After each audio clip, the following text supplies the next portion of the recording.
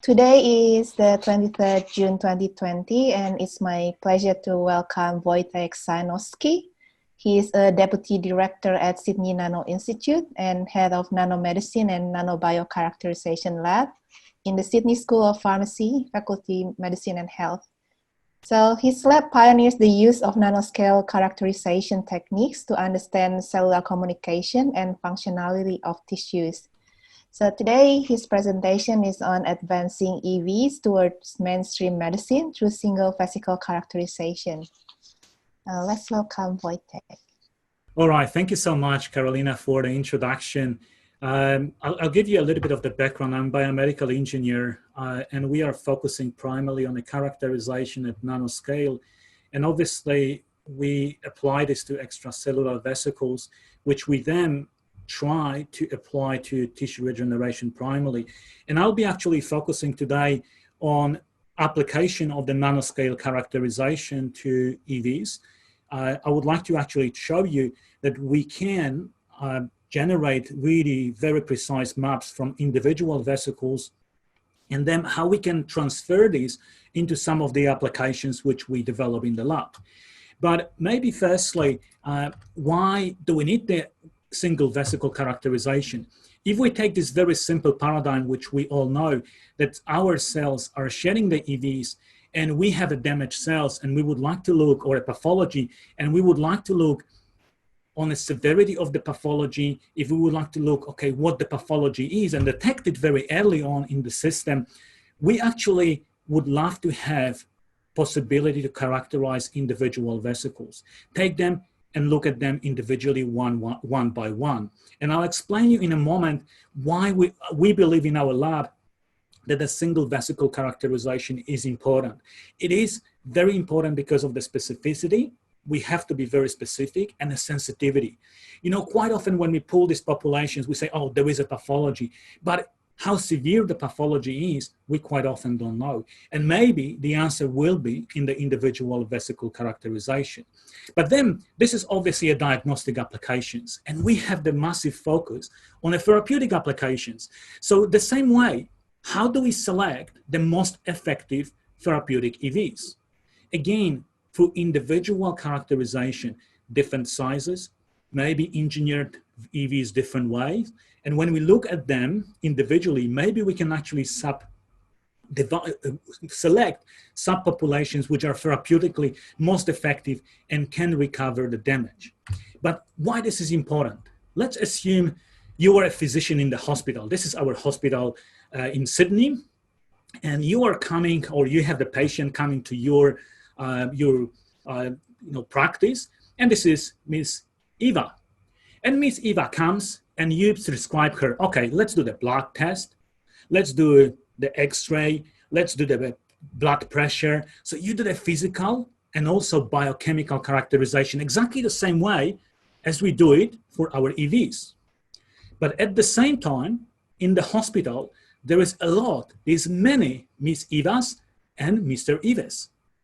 So how do you actually give the prescriptions? How do you diagnose the disease of Miss Eva? Do you take the results of individual tests done for Miss Eva, or you take all the results from all the patients who were at the same time in the hospital, you average them, and you give the diagnosis to Miss Eva? Obviously, you don't do it. We do the statistics for different purposes, but you diagnose Miss Eva, which is our individual EV, based on the individual testing for that particular person, not for all the people, averaging them and pulling them together and giving the diagnosis to that person. And we do exactly the same. And we apply vibrational spectroscopy primarily at the nanoscale. And the more traditionally, when you take the vibrational spectroscopy, and let's assume this is a very large EV or the microparticle, what would you do? With a traditional approach, you would take the very large beam, which is a normal FTIR or Raman, and you will collect the signal. But what is collecting? It is actually collecting not only your particle, but it's collecting a lot of noise signal, a lot of signal from outside, and it's very unspecific. Quite often, this signal will get diminished. Then, when you start improving this, when you use self-enhanced Raman, tip-enhanced Raman, those kind of things, you can get the signal which is relatively good, around 3 microns.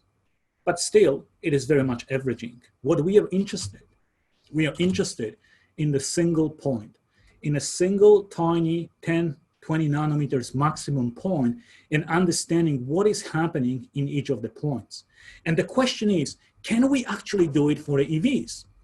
And it was a big question, because even NIH last year announced the grant, which they were looking for the people who can actually do the individual EV characterization. But why this is important?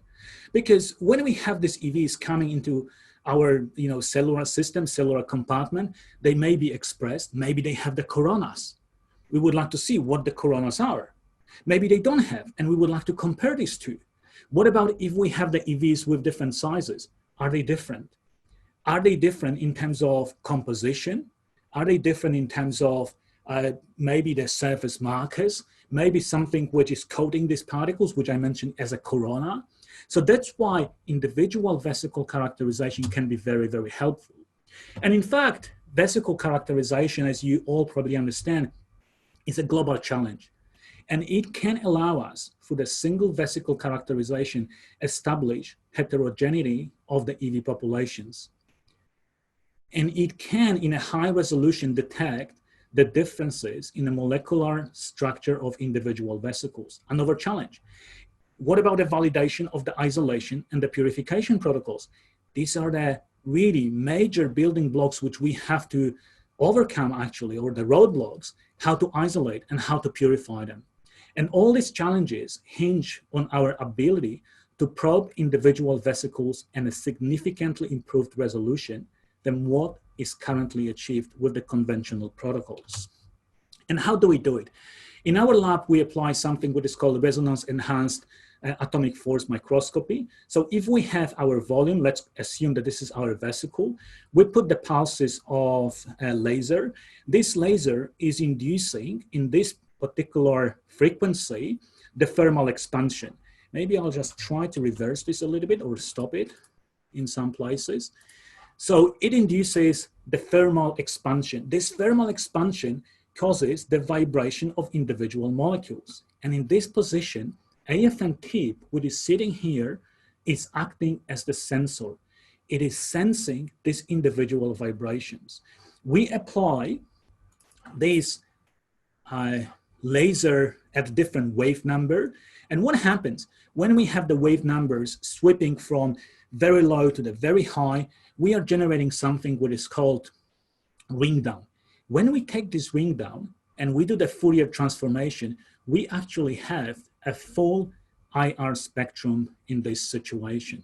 Full IR spectrum, which is representing the composition of the matter which we examine at the resolution of around 20 nanometers, which was claimed by the, let's say, the inventor of the technique.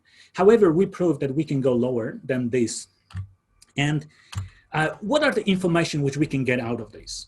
When we look on a spectrum, is a bunch of the peaks, but each of these peaks is associated with a specific component in our structure which we probe. So in this situation, if this is our EV, we can actually spot RNA or the nucleic acid. Then we can look on the protein. What is important? We can distinguish when the protein is denaturated, when it's helical structure, when it's beta sheet structure, when there are some conformational changes. So we can see the nucleic acid, proteins, more importantly, protein composition, then lipids, again, nucleic acid will be DNA and RNA, and the lipid structure.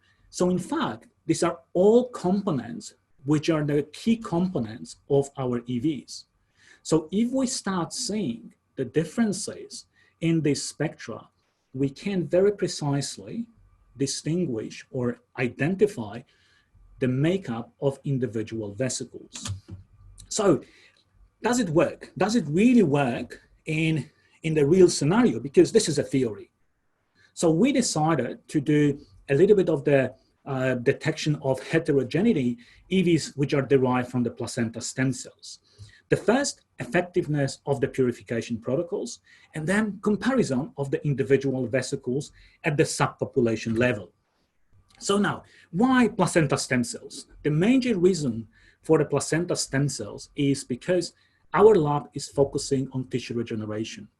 In tissue regeneration, we need something which can reduce oxidative stress, potentially also is resistant to oxidative stress, and the placenta is a perfect organ.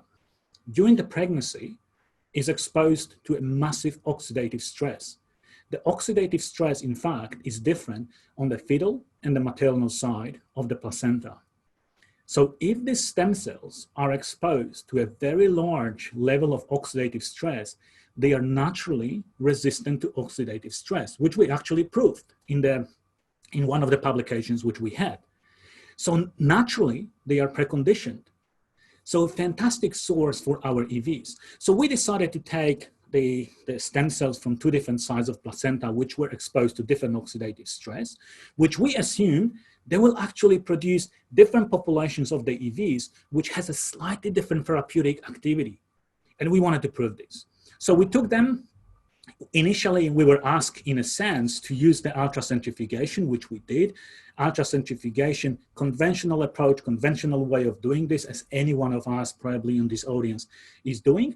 But we also did the microfiltration and the size exclusion chromatography. So we had to go through the process to see, okay, is the population which we extracted or isolated and purified really the population of our EVs? And indeed it was. We did a beautiful TEM, which demonstrated nice structure of our EVs, a very high resolution SEM, also the uptake of individual EVs. We confirmed that these EVs from one of the sides of the placenta were improving the viability of cells.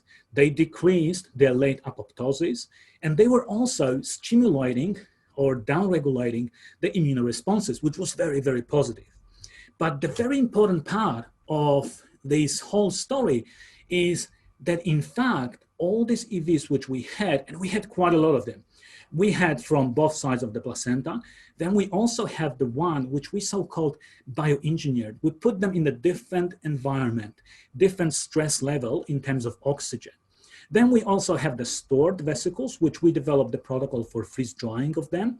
And we looked on the composition in terms of RNAs. And it was very good to see that actually there were very big differences in terms of composition. Some of them seemed to be more appropriate for tissue regeneration, which was prompting us, oh, this is really good, but we still had to confirm a lot of things.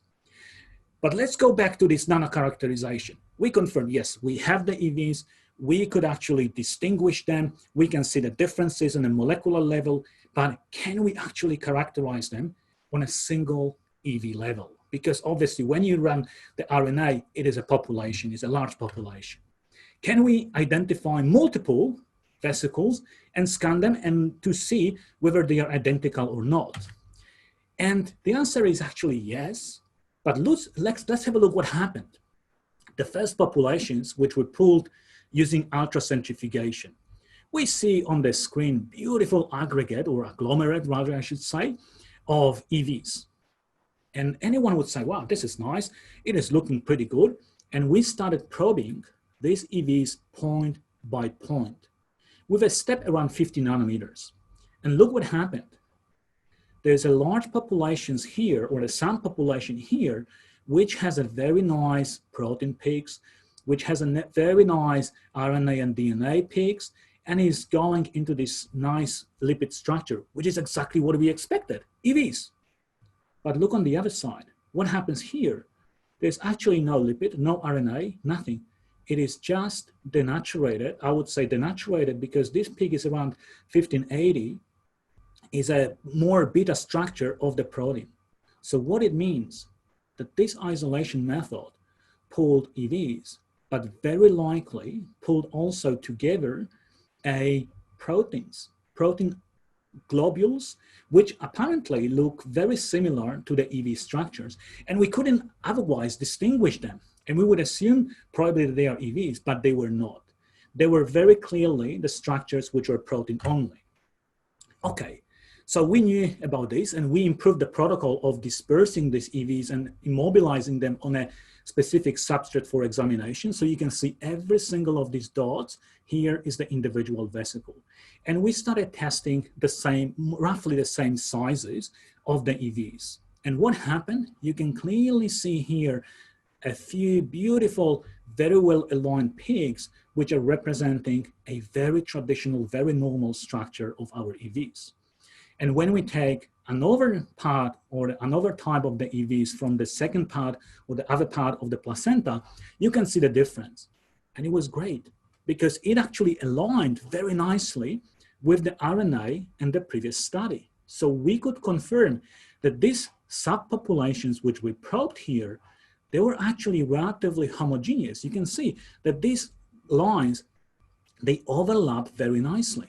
So in fact, within the same subpopulation of the same sizes, they were relatively homogeneous. And the same for CMSCs, they were relatively homogeneous. But definitely when we compare these two, there was a big difference. There was a big difference in terms of composition, which was indication that we can expect different biological activity of these EVs when we apply them into our biological systems.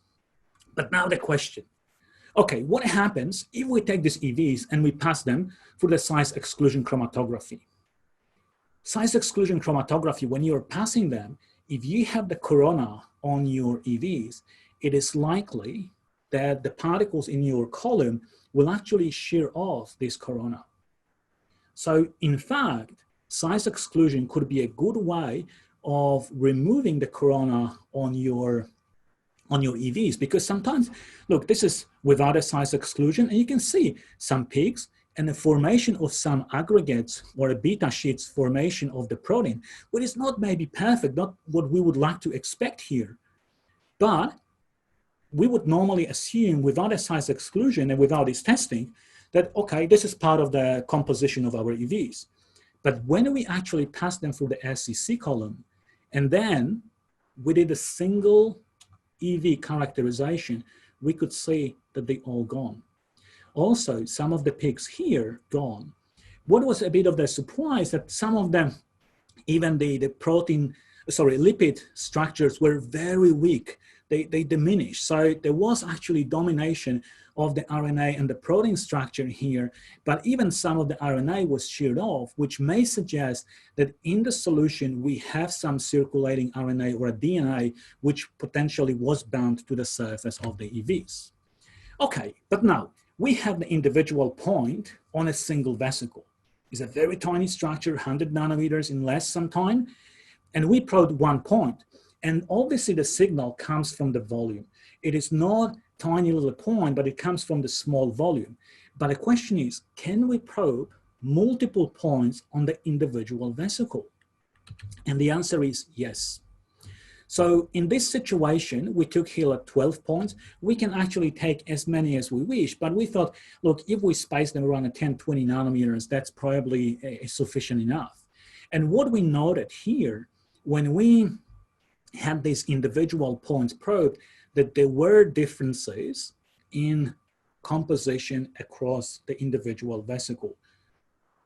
The overall composition was identical, but there were differences depending in which position of the EV you scan, which could mean that there were some distribution of the content or the cargo within the individual vesicle.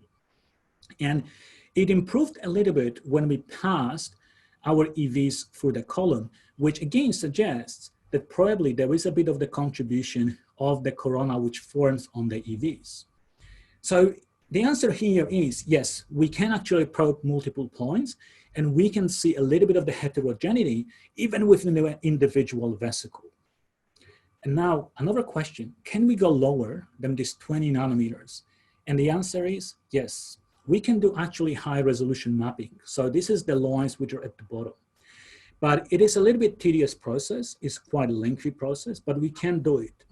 We have to lock our laser at one wave number.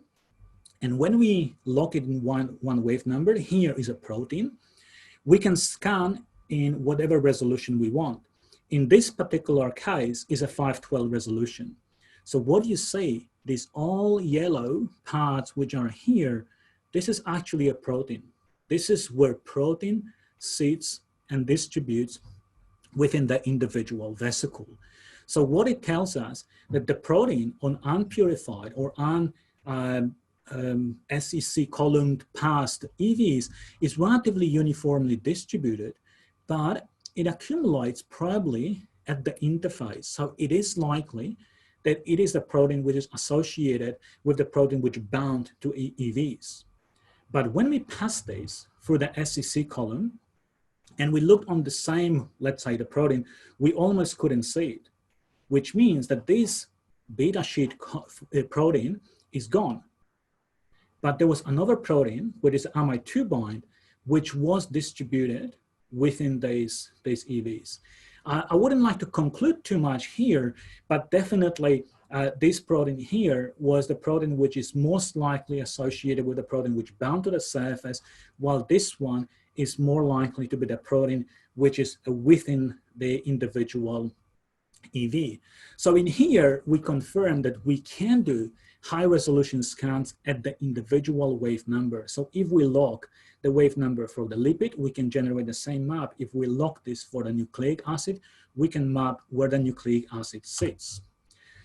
Okay, and how now this correlates with some other techniques and how this correlates with the subpopulations, because this is individual, but now if we start pulling back and going to the micron level, is there a correlation here?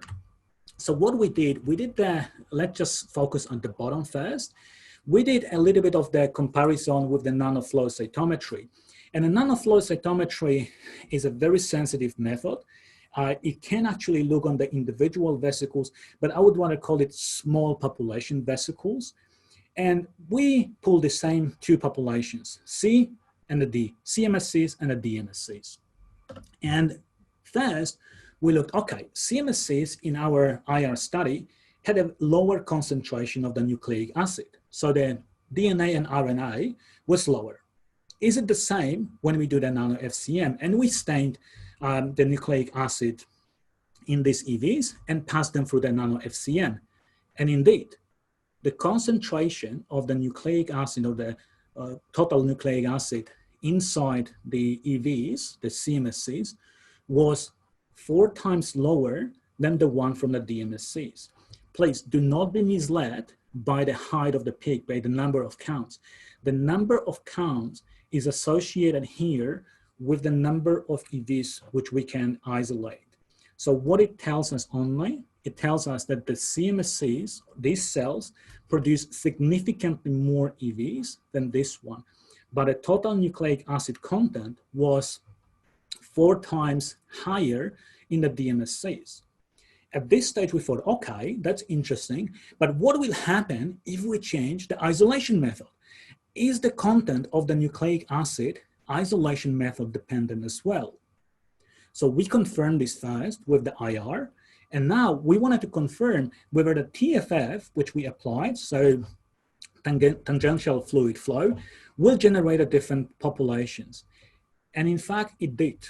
So the populations which we obtained from the ultracentrifugation and the populations obtained from TFF were different.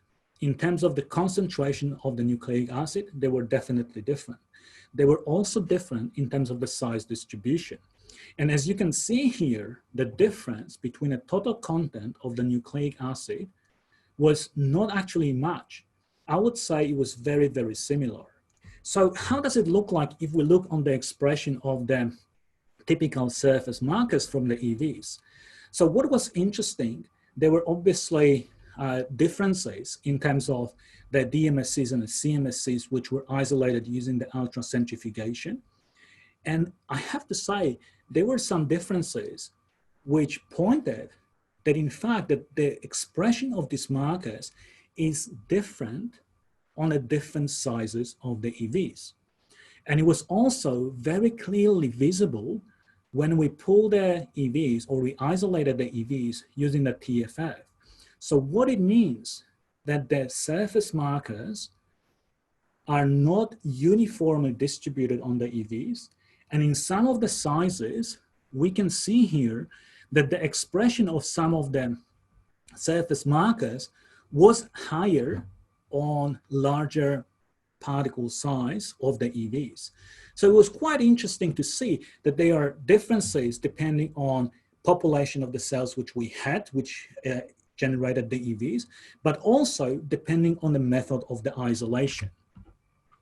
Okay, and we said, look, if there are differences between the composition, molecular composition, is there a difference in density? Because this is what you would expect. You have a different content of RNA, protein, lipid, etc. So the density of these particles might be different. So we did the density studies using the Archimedes. There's a bit of the limitation. Archimedes doesn't go lower than 100 nanometers. But look, for the larger populations of the EVs, it was perfectly fine.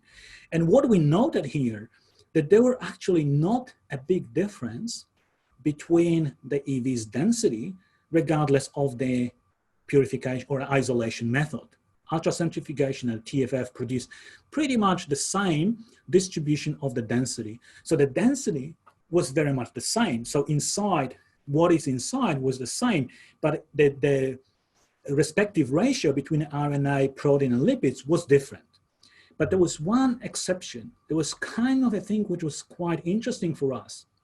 When we shifted, or you can switch between the different modes when you do the Archimedes, and when we changed the mode, we noticed that in TFF sample, you have additional population. What is this population? This population is a population which is lighter than water. So what it suggests that these EVs are empty. So these are literally like the liposomes. They are still size-wise around this 100, 150 nanometers, but they are empty. We don't know what it is at this stage. We are still doing quite a lot of experiments. We try to match this now with some of the IR work which we do. So as you can see that with this study, we were very specific. We were very high resolution in terms of what we can observe. So it obviously gave us the indication, okay, we can use these EVs or these methods to select the populations for therapeutic applications. But we also can use them for the diagnostic applications. So now I'll show you a few examples how we actually apply this method to do different studies. And the first one is the EV therapeutics. And we focus primarily on the lung injuries. Like Professor Fujita a few weeks ago presented the work on some of the EVs for lung injuries. This is exactly the work we do in our lab as well. So in the first instance, we wanted to see, is there a difference between the DMSCs and the CMSCs in terms of the wound closure? And we expected that the DMSCs will be better because of the RNA content, because of the more structurally functional proteins. And indeed, we demonstrated that the DMSCs were able to close the wound more effectively and more physiologically.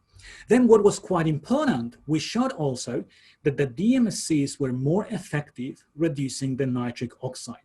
Which is extremely important element here is very similar to the reactive oxygen species of the ROS, and it was very distinct here that the DMSCs were very effective.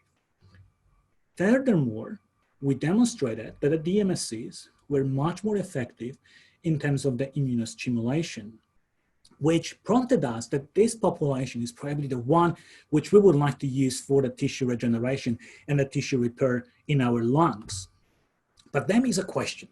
Okay, if you have these EVs, depending on the method, you isolated them, depending, which population you choose. Question is, how quickly do they reach the cell surface? And I actually do a lot of work in the other stream of our research in nanotoxicology or nanotoxicity. And in nanotoxicology, we have a test which is called nanodosimetry. Nanodosimetry tells you how quickly nanoparticles can reach the surface of the cells and how likely they are to be uptaken. And we thought, okay, why don't we apply this for the EVs? And we did. And the result actually astonished us because it worked perfectly well. So what you see here, that with the populations which were pooled with the TFF, the amount of the EVs which reached the cells was relatively rapid, but it was very small amount, very tiny amount. And then it took a lot of time for these EVs to reach the surface. While when they were isolated using the ultracentrifugation, they actually went to the cells, maybe not as rapidly, but they definitely went there, but in a very high volume, very high amount. And then they continued reaching the cells. So in a sense, these tests show you how quickly the cells are sedimenting to the surface of the cell membrane or the surface of the cell, and how likely they will be uptaken. Okay, so when we look at this, we say, okay, how we can actually demonstrate it and prove it in a slightly different way. So we did the holotomography and we stained our EVs with a dye, and we looked how they are uptaken in real time. So what you can see here is actually a three-dimensional image of the cell, and these are our individual vesicles. So what you can see here, when they were pulled or isolated with the TFF, they were actually sort of an individual EVs uptaken by the cell. So it aligns very well with the nanodosimetry study when they were going literally as the individuals reaching the cells and being uptaken in a certain number. While when we had the ultracentrifugation, what you can see relatively large agglomerates. And this again aligns with the nanodosimetry because these agglomerates are much more likely to sediment faster and reach the cell membrane. And you can answer yourself the question, which is better? What is thing which you would prefer? Have the uniform homogeneous distribution of the EVs in the individual cells, or the agglomerates which reach maybe some individual cells, and we don't know exactly what mechanism would be of the uptake here versus here, and the studies are still ongoing. So it was a perfect indication for us, okay, now we know the population, we know the isolation method, and let's just try them and test them in a real situation in our technology for lung regeneration. And we developed our own technology, proprietary AeroEV, so it's an aerosol formulation of the EVs. And we developed our own human physiology mimicking lungs. This is a lung injury model, which you can see here on the screen. Beautiful cilia, some patches, probably injury. And post delivery of the EVs, we can see very good recovery of the lung structure, potentially also lung function, which we are still confirming. And this is indication that our formulation therapeutically is very active, and I would say to a certain extent streamlined or optimized for this particular disease which we are testing. But this is not a subject of this presentation because I'm focusing on the characterization and the applications. Okay, the next question. Can we actually engineer these EVs a little bit? Because sometimes you may have a question, okay, you are focusing on the chronic obstructive pulmonary disease. Can you actually shift to different disease? And the answer is yes, we can obviously, and you notice there was a few presentations on this, but when we test it at the single vesicle level. And here I collaborate with Kirsi Rila from Finland, and she has a very interesting project on hyaluronic acid, and how we can overexpress the hyaluronic acid inside EVs and also on EVs. But it was very difficult to prove when the hyaluronic acid is within EVs and when it's outside EVs. So Kirsi is treating her cells with a CD44 or doxycycline, and she's sending the EVs to us and we are testing. And indeed, we managed to demonstrate that one of these treatments is actually generating or overexpressing the hyaluronic acid inside the EVs, while the other treatment is not only increasing the concentration of the hyaluronic acid inside these EVs, but also on the surface.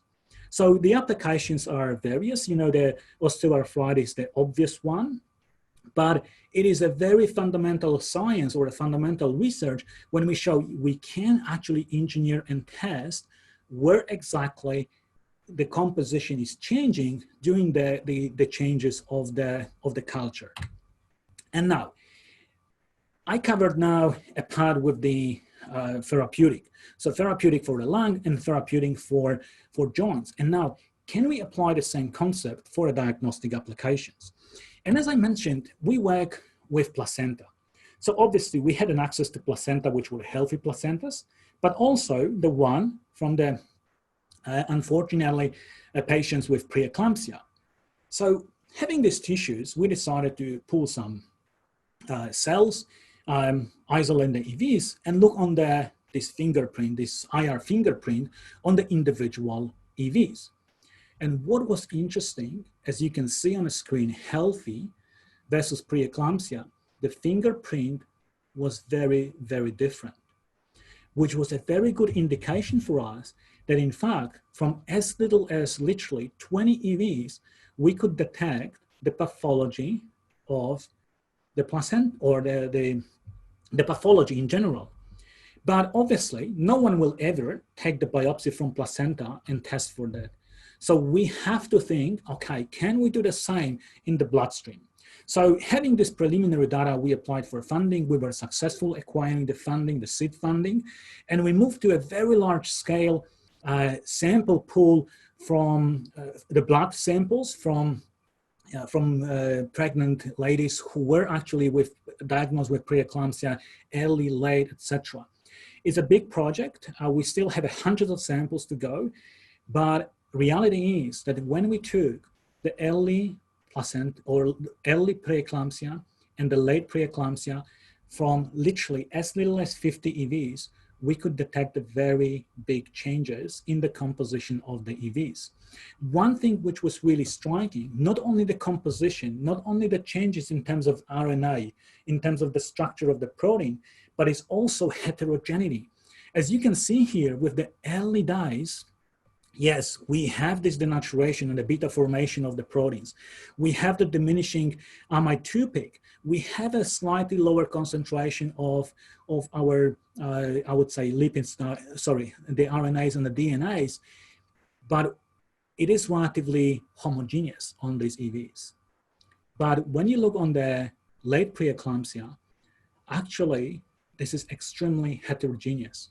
The good thing was that the positions of the peaks was not shifted, but the relative concentration was very shifted. But there were a few samples, and we are still working through them, which has a very distinct fingerprint, and we believe that there is actually a lot of association with the preeclampsia. These samples are not the easiest samples because it's obviously the samples taken from blood, so there's a lot of EVs circulating, so they may come from different sources. So there's a lot of testing which is still going on. And now the last two parts which I would like to cover is about the fundamental science. We also get a very nice project with Marka Wauben from Utrecht University on milk EVs. While I won't be able, unfortunately, to talk to you about milk EVs from the breast, I'll tell you actually a part of the story with the milk from the cow's milk, because these were both interrelated, but I won't be able to disclose too much on the milk from the breast. But with the milk EVs from cows, the normal milk which we drink, is a lot of interest. And Suresh was presenting not a long time ago a very beautiful talk on the milk EVs as well. And typically, when you do your isolation, you are pulling certain fractions, and you get rid of the other fractions. And we thought, okay, what about if we actually look on a fraction 46? What is in this fraction? Typically, this fraction you will probably put on the side and say, oh, there's nothing there. And what was interesting, when we started actually putting the sample on our substrates and scanning them, we could see the normal, I would say 100, 150 nanometer EVs.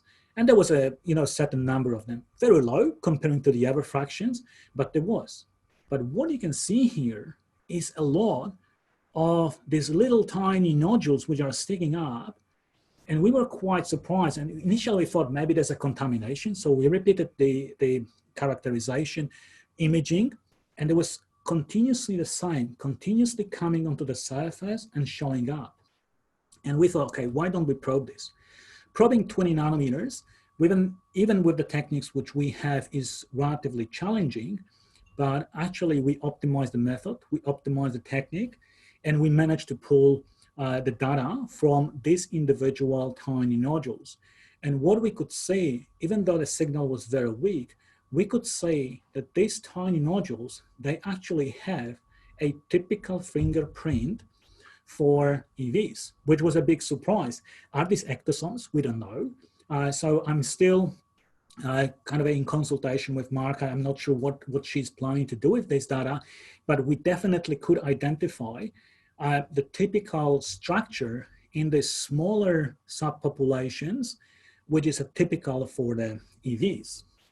And I would like to wrap up with a very recent kind of addition to our work. We want to try to see what is the value actually of the single particle analysis. So I have two very talented students, Sue Park and Evelyn Kim, who are working on literature analysis and looking, okay, if we have the single particle analysis, is the value of this analysis giving a better reputation for my publications? And actually the aim is to develop the software which will tell you which techniques are the best suited for your application and which are the best suited to give the biggest impact of your publication.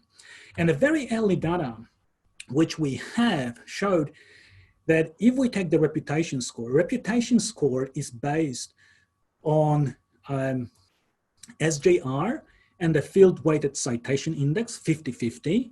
And when we take these, what we can see that with the increase of number of single particle analyses, the reputation of your publication is increasing, which is a good sign. It means that the better characterization at the single particle level, the more chances that the reputation of your publication is higher, which means better citation, better reputation of the journal.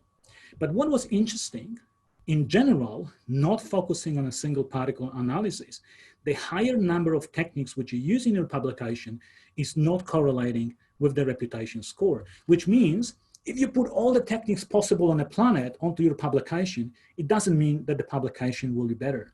So it's about choosing a specific one and the one which are the most appropriate for the task. And that's why we took and embarked on this task to have maybe a tool which will help us with selecting the best possible methods. And I will wrap up with a compliance to the MICEF. Unfortunately, what we can see when we look on the literature, compliance with the MICEF is significantly lower than non-compliance with the MICEF. We would love to, obviously, all of us change this, that everyone will comply with the MICEF guideline and will apply the technique to really to be able to, for all of us, reproduce the study.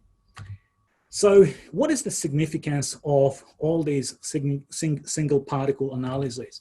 We believe that this is a vital part of developing effective EV preparations, effective purification. It is vital and is actually pivotal for the fundamental studies of the biological principles that govern the production, export of the EVs, and also better understanding what is packaged inside. What is the relationship between the size and what's inside? What is the relationship between a corona on some of the particles and the content? And also identification of the most effective formulations for different therapeutic applications. And finally, it is actually paving the way for a global challenge of early disease detection. And as I said, our dream is actually to detect not only the pathology, but is a level of the pathology. It is how severe pathology is. So as the example, if let's say, if you are infected with a COVID, if we can detect what is the severity of your infection in a very simple and effective way, and this will help the health practitioner to triage you to ICU or maybe send you home. And this is something which I believe through the single vesicle characterization and maybe combination method is achievable. But the message actually is we cannot look only on a single particle characterization. We have to start with a nano, but finish with the macro. So it's a nano, micron, and the macro level. And only the days span will allow us to understand fully what is happening in the formulation. So I would like to finally acknowledge a number of people who were actually involved in this research. I won't read the names so everyone can see it. And also thank the other team members. Not everyone is here. As you can see, we not only work together, but we also go and sweat together. So these are the part of the group which we went for some exercising. So thank you so much for your attention, and I'm happy to take any question. Thank you so much. This was a great presentation. So I'm wondering, so for people like me who are not bioengineers, I do have some trouble understanding the principle on which this method is based.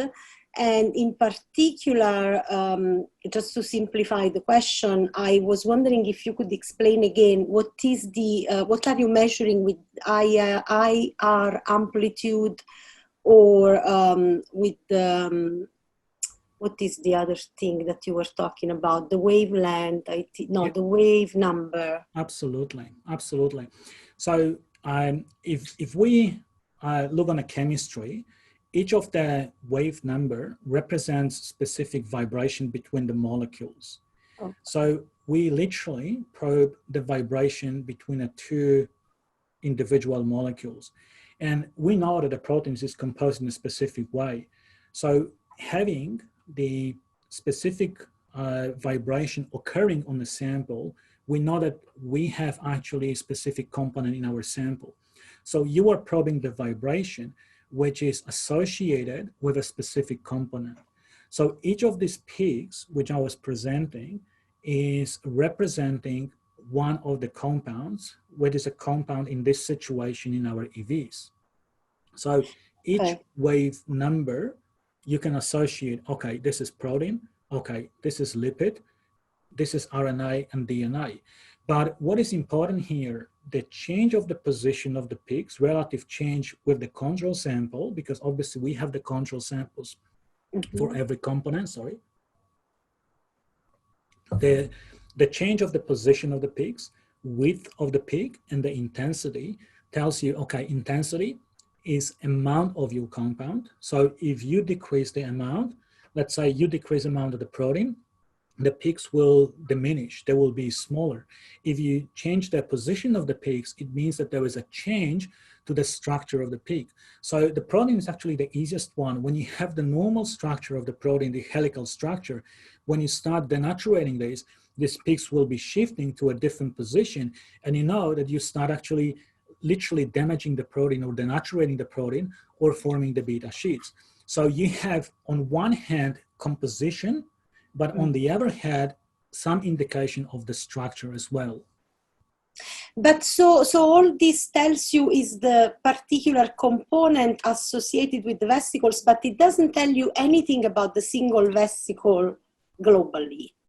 So it actually tells you everything about a single vesicle, because the signal comes from the small volume. So that's why we probe individual one, but also we probe multiple points on the individual vesicle. So, and we collect the signal only from the individual vesicle. So we literally disperse them on the substrate, and you have the individual one, you go with your probe and you take the signal from individual point. And we actually showed in the publication, there's a paper in Nature Protocol, which we can do it in a 10 nanometer resolution. So you get a signal from individual point, individual vesicle. And you go from the vesicle to see how heterogeneous they are.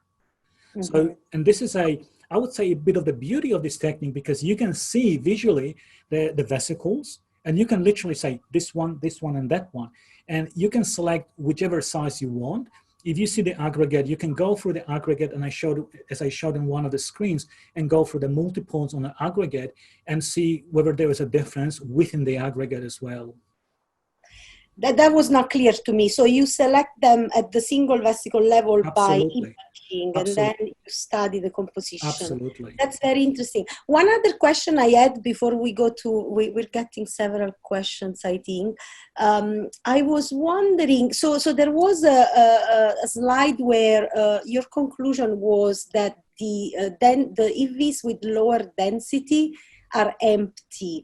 Why is the conclusion that they're empty and not, for example, that they have more lipids or like less nucleic acids than others? Fantastic, very good question. The why they are empty, because they are lighter than water. So your RNA, your protein and lipid is definitely denser than water. So if your EV is lighter, it is less dense than water, it means it is nothing there. There's no matter, there's no content. Because, what about the membrane envelope? Yeah, so this is the membrane envelope. So that's why I mentioned it is most likely something which is looking like a liposome, which you literally have, because it actually prompted the size. So it has to be a particle. It cannot be something which is floating, but because it's lighter than water, it must be something which is relatively empty. Again, we don't know what it is. Look, the reality is that we notice them, we could see them, but what exactly it is, we don't know. Mm-hmm. Okay. So let's switch to Camille. Camille, are you there to ask your question? Camille? Oh, yes. Go ahead. Oh, hi. Okay. That was an interesting talk. So I have some questions. So going with the empty vesicle question, could it be a random membrane that could just circularize? Is that possible? Absolutely, there is a possibility. But as I said, we normally don't see them on the IR spectra. Maybe we just miss them. Maybe if they are empty, they just flatten on the surface for some reason.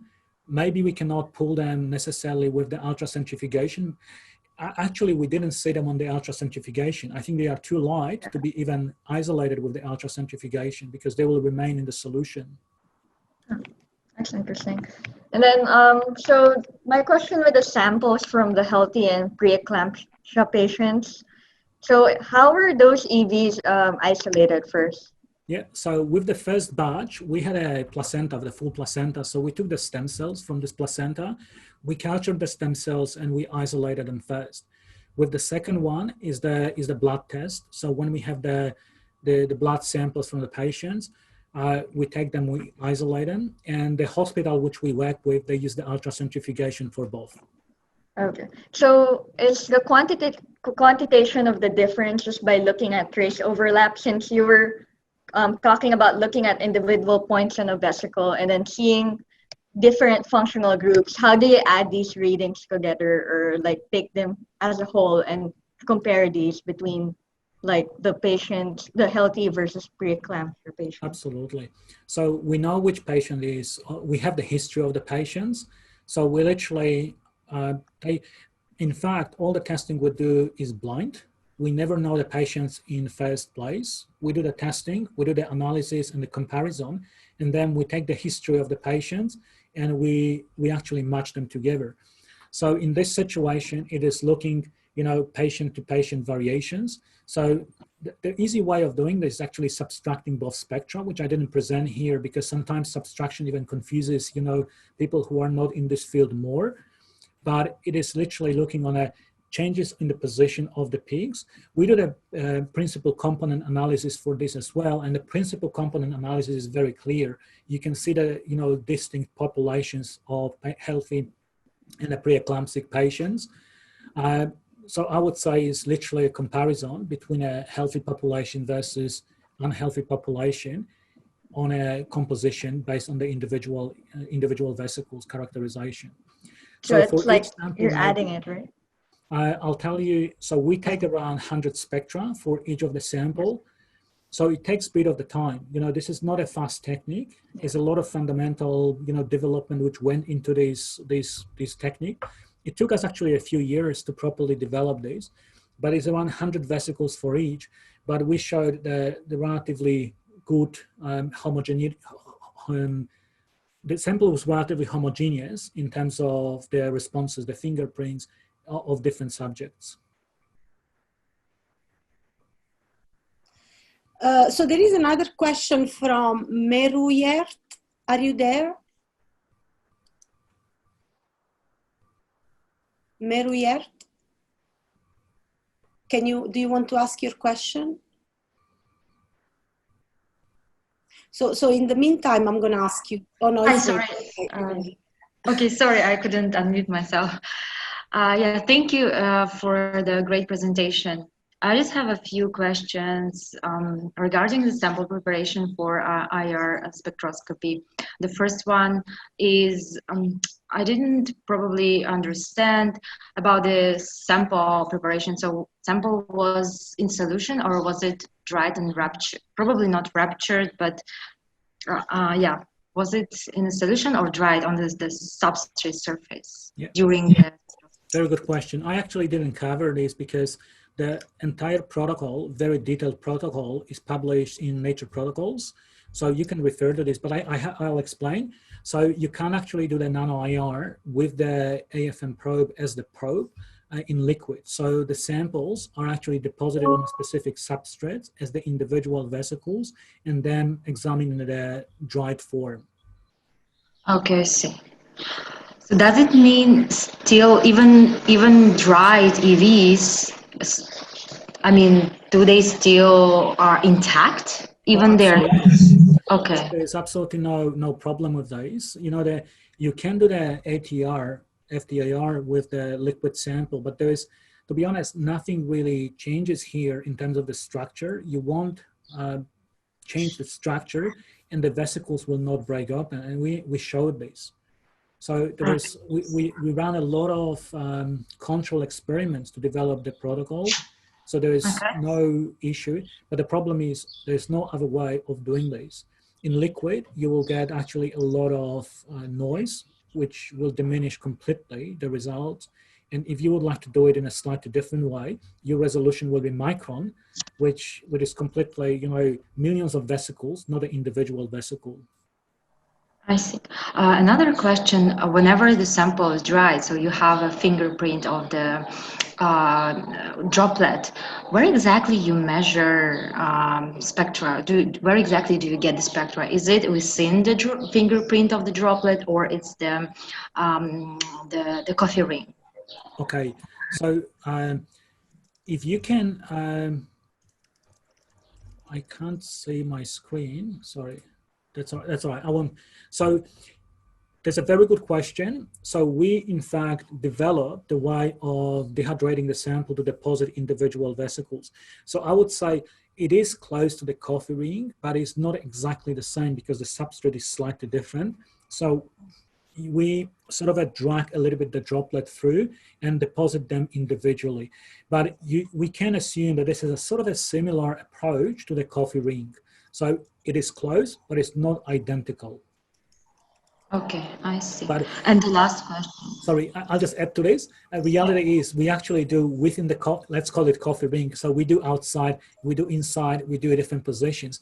But within the coffee ring, it is impossible to actually distinguish them because they are all agglomerated. Oh, I see.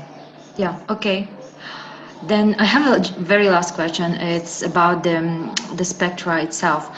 I mean, we do Raman spectroscopy, and sometimes, most of the time, we don't see beta sheet conformation. Yes. Does it mean that,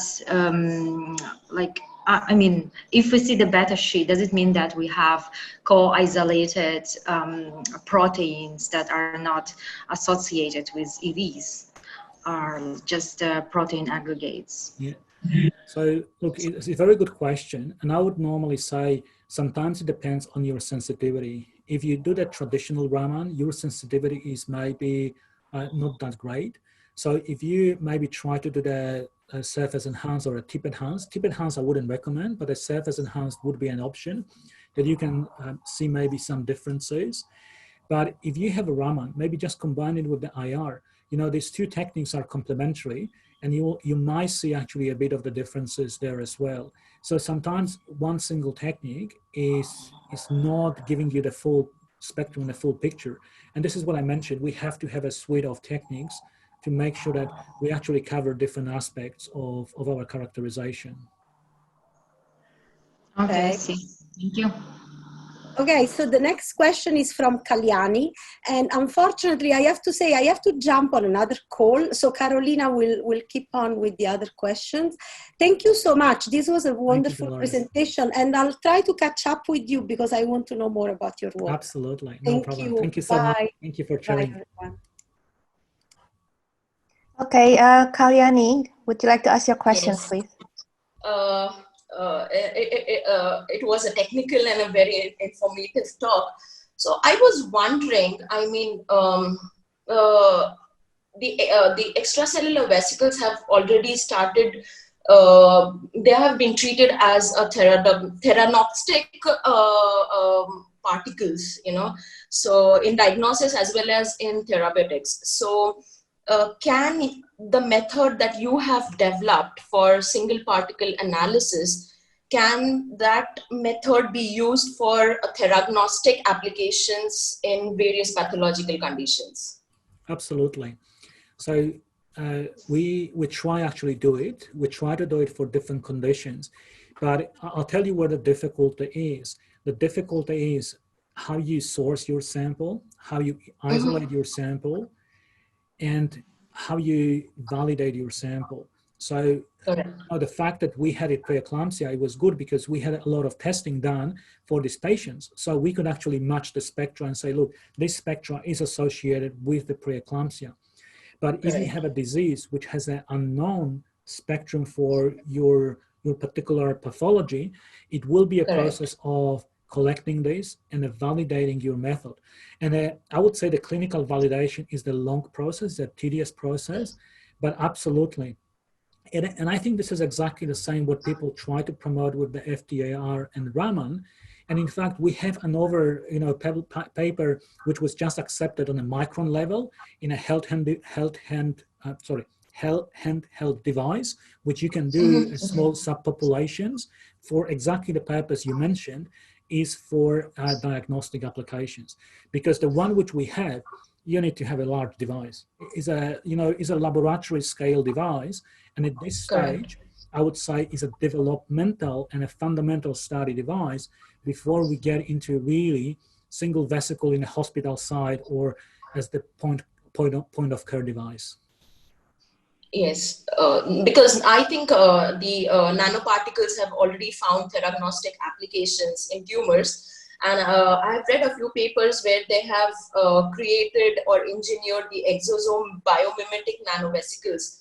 So I was just, and they have found applications in cancer therapy. And I know that tumors are heterogeneous and they have they show molecular heterogeneity. So I do understand that validating or optimizing the peak for every miRNA or for every protein, it's quite tedious, and it's a big task. It's a Herculean task. I do understand that. So Kalyani, can I ask you, where are you from?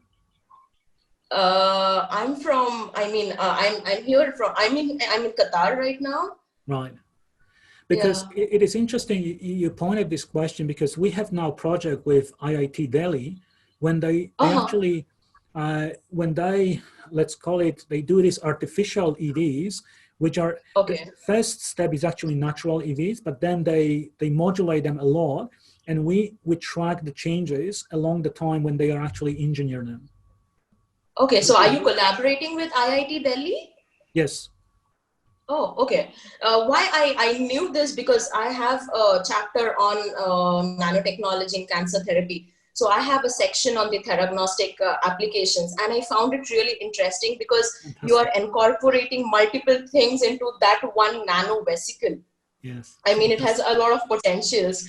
And now since extracellular vesicles are being treated as a nano vesicle, and it holds a lot of promise in cancer therapy. So I was just trying to club in both the ideas together, and I was just thinking, why couldn't we use your technology into the theranostic applications? Fantastic. Good stuff. Sure, we can definitely. If you want, then we can discuss about it, and I can definitely mail about it, and we can discuss about your collaboration. I would really want to know about it. No problem. Thank you. Thanks. Thank you so much. Okay, we have one last question, which is actually a very interesting question from Andy Chin. Andy, are you there? Yeah. Yeah, I'm here. Yeah, thank you. It was a wonderful talk. So one of the, my question is that one of the arguments that's presented by skeptics for the functional transfer of microRNA between cells in EVs is that when you calculate the number of copies of a given microRNA and then calculate the number of EVs shed, they find that there's less than one copy of that microRNA per EV. And so one possible explanation for this is that just not all EVs contain RNA. And this would make sense because the loading of RNA into EVs is distinct from the loading of protein. So there's no, it would not be super surprising to have EVs that are enriched or depleted of RNA compared to, say, protein. So my question is, have you found populations of EVs that are depleted or enriched in RNA? Absolutely. Absolutely. So it's a very good question, to be honest, and we could debate on this probably for hours. And, my opinion is on this, that definitely the RNA plays a role. And, you look on the RNA, not as the major thing, but it's a combination. In the EVs, you create a synergies. You have the proteins, you have the lipids, you have the RNAs, potentially a DNA. And this is this pharmaceutical combination, which makes the powerhouse of the EVs. And, whether you have a less or more, it may have some downstream, function, but I would say definitely there is a function of the RNA in the EVs, and definitely we have the population and subpopulations which are less rich in the RNA or the nucleic acid, I should say, because we cannot point specifically to any of the RNAs. We can do it with the sequencing, but the sequencing is from the pool, is from the large population. So sometimes you even don't know whether your RNA is the one which is within the EVs, or is it the one which is bound to the EVs for different reasons. So I definitely say, yes, we have a different subpopulations with a different levels of RNA. Thank you. Thank you. Thank you. So following that questions, actually, because these empty vesicles comes on the latest fractions, are they like the size of 100 nanometer, or are they actually like smaller, or what do you think? So look, Carolina, we actually scan, I would say, anything below 200. We typically don't have too much above that level. They are probably a smaller fractions which we have. And they are differences depending on the size as well. So definitely, depending which size range we probe, they are differences. How big the differences are, we would have to look in detail, but 100% we see the differences between the sizes. And again, I would probably claim here that, for therapeutic action, it might be, as one of the fractions might be better than the other, but when we start pulling them together, maybe the synergies start occurring, and maybe we need some of the one which are less rich in RNA or in some proteins, and the other one which are more rich. And maybe this is how the cell takes them, larger and smaller, and sort of filters this together, and potentially, the synergies are happening. In fact, we did some studies when we isolated the fractions, let's say, in a smaller, narrow ranges, and we look at them, okay, how they influence the function. So in fact, the populations which were pulled together were the most effective in terms of influencing the function of the repair or regeneration. Oh, okay, that's very interesting. Okay, I think one of the application from your methodology is actually we can look into which one is the best isolation protocols, isn't it? Yes. So do you have a conclusion on that, like whether SEC or TFF or ultracentrifuge, whatever it is, with the plasma samples? That's a fantastic question. It's $1 million question. I would say every technique is good if it works for your application. So this is the the answer to this. There's no perfect method, and you isolate different things. And if these different things are working for you, is probably the answer. And I don't think there is an optimal method. And the method will depend what do you want to show. Do you want to show, individual vesicles below 50 nanometers? You will apply one technique. If you want to have agglomerates or something like this and suffer from the very large stresses during the ultracentrifugation, which may actually impose on the structure of the EVs, you will use the ultracentrifugation. And each of them, unfortunately, results in a slightly different results. I think we are getting close with some of the techniques in terms of pulling the EVs depending on the sizes. I have to say that the initial experiments which we've done on the size exclusion, the automated size exclusion, is actually very promising, extremely promising. I can't actually say too much because we don't have awfully a lot of data, and this is something which we invested only recently, but is an automated process which literally takes the subpopulations, but it's not only that it's isolating them, but it's also purifying and polishing them. So these are the steps which we want to investigate. Okay, how the isolation compares isolation plus purification, and the isolation, purification, and the polishing of your EVs. Okay, I think that's about it. We'll wrap it up. Thanks so much, Wojciech. Thank you so much. It was really good presentation, and I really enjoyed the question and answers. And I think, we learned today about the single vesicles characterization that potentially allow for fingerprinting and disease diagnostics. So that's very exciting. And I hope all the best for your research in the future. Thank you so much. And I see you next week. Yes, bye-bye. Thank you, bye.